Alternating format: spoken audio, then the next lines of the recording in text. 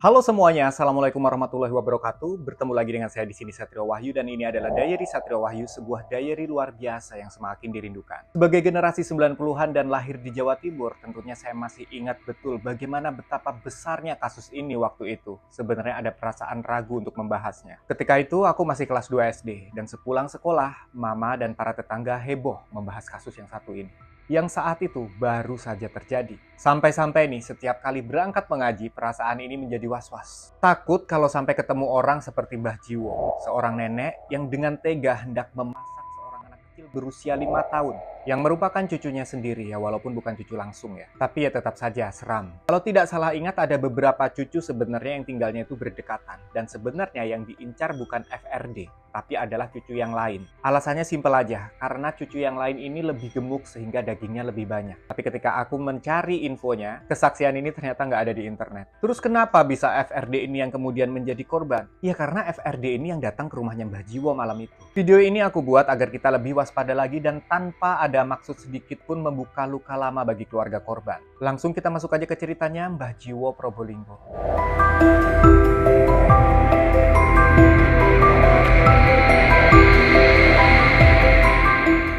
Di Desa Kandang Jati Kulon, Keraksaan, Probolinggo, Jawa Timur, tahun 1992. Desa ini adalah desa yang cukup tenang, hampir tidak ada kejahatan apapun. Warga beraktivitas bagaimana mestinya, siang harinya mereka bekerja, sore mereka pulang, malam nonton TV di rumah.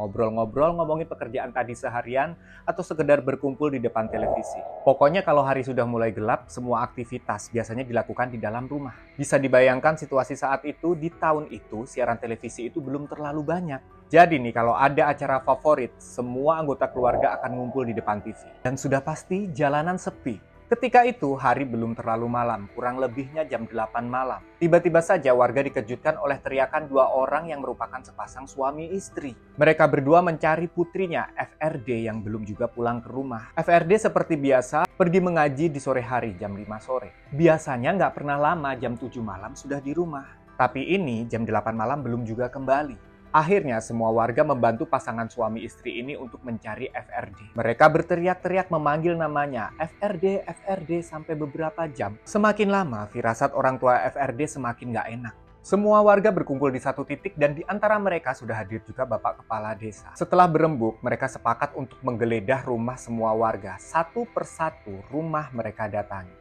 Tapi sayangnya FRD belum juga ditemukan. Baru sampai sini saja udah kebayang betapa gaduhnya situasi saat itu ya. Jam 8 sampai tengah malam warga berduyun-duyun menggeledah rumah satu persatu. Dan bisa dibayangkan perasaan kedua orang tua FRD pasti sangat gak karuan. Singkat cerita, waktu menunjukkan pukul 12 malam. Hampir semua warga rumahnya sudah digeledah, tapi FRD belum juga ditemukan. Hingga mereka melanjutkan pencarian dan sampailah di rumah Mbah Jiwo. Seorang nenek yang masih kerabat FRD. Dia sudah tua, tinggal sendirian, dan sepertinya anak-anak sering masuk ke dalam rumahnya. Awalnya rumah Mbah Jiwo tidak digeledah terlebih dahulu karena mereka ini menganggap kan Mbah Jiwo masih kerabat FRD. Walaupun bukan nenek kandung, tapi masih saudara. Beberapa warga mulai masuk ke rumah Simbah.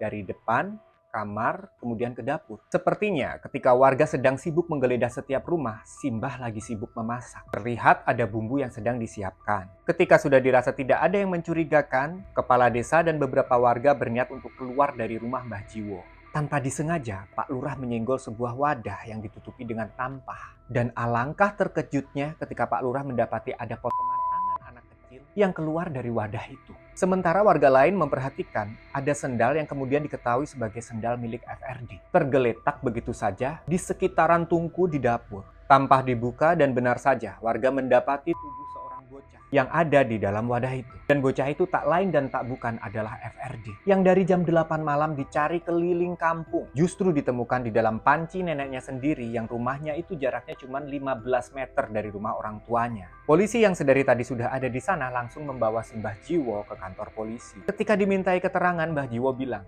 "Saya mendengar bisikan gaib. Saya harus menyapa." Dia juga bilang suara itu beberapa kali dia dengar. Dan yang terakhir dia dengar adalah selepas azan Isya. Ketika itu juga FRD masuk ke dalam rumahnya. FRD sedikit pun tidak merasa curiga ketika Simbah membaringkan dia di atas lantai. Baru ketika Mbah Jiwo mulai menyerang, korban sempat bertanya. Mbah Jiwo justru marah dan langsung memindahkan nyawa FRD ke alam baka. Kemudian Simbah menjadikan tubuh FRD itu menjadi 79 bagian. Mencucinya, kemudian meletakkannya di dalam panci. Kemudian mulai meracik bumbu dan berniat mau ini. Tapi ternyata warga keburu datang. Dan itulah akhir perjalanan seorang gadis kecil yang begitu singkat di dunia ini. Yang berakhir di tangan sang nenek yang mengikuti bisikan suara gaib. Semoga hal seperti ini tidak pernah terjadi lagi dimanapun kita berada. Diberikan keselamatan kamu dan keluarga kamu semuanya. Sampai ketemu di konten berikutnya. Assalamualaikum warahmatullahi wabarakatuh dan salam semakin viral. Sumpah masih ingat banget takutnya waktu itu.